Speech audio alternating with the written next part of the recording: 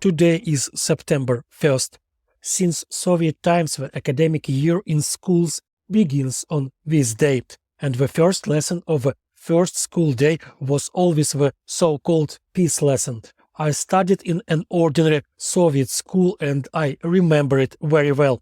The teacher talked about the fact that there is nothing more valuable in the world than peace, showed some slides with terrible footage of the Second World War, fields littered with human bodies, prisoners of concentration camps after torture, destroyed cities.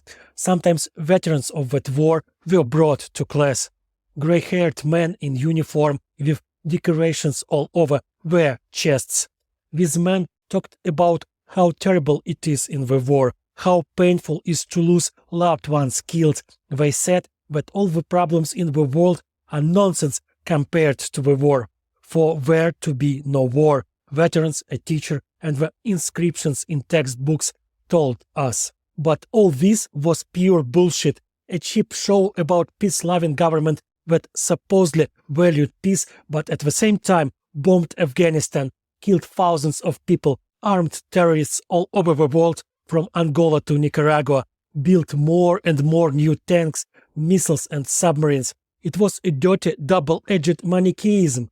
In words, the Soviet government valued peace as the main treasure in the world, but in reality it constantly fought, occupied other countries, killed people and lied at every step. Peace lessons are no longer held in Russia.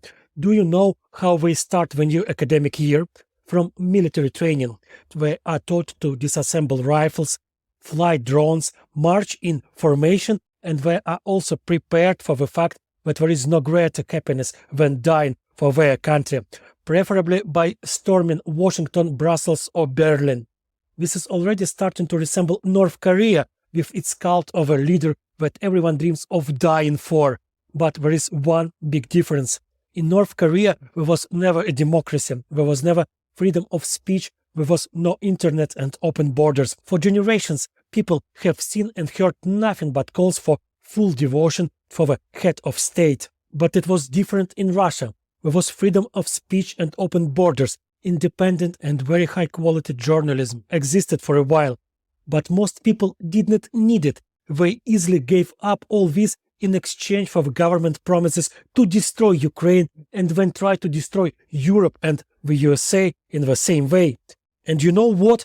All this done by the same people who for years listened to the fact that there is nothing more valuable than peace, that war is the worst thing in the world, that people should negotiate and seek ways of understanding and not take up arms. This is such a complex task for psychologists to understand and to explain to the world how millions of people, an entire nation that has been indoctrinated for decades to cherish peace, now celebrate war, and not a justifiable liberating war, but a deceitful, aggressive war aimed at the destruction of neighbors. This war has been ongoing for over a year and a half now. Russians have killed tens of thousands of Ukrainians and sent to hell hordes of their own soldiers for a goal that has proven to be utterly elusive. They will never conquer Ukraine. They will never storm Washington or take Berlin. Yet they will continue to try to achieve all of this. They will persist for several more years. The crucial thing is for us to endure even longer.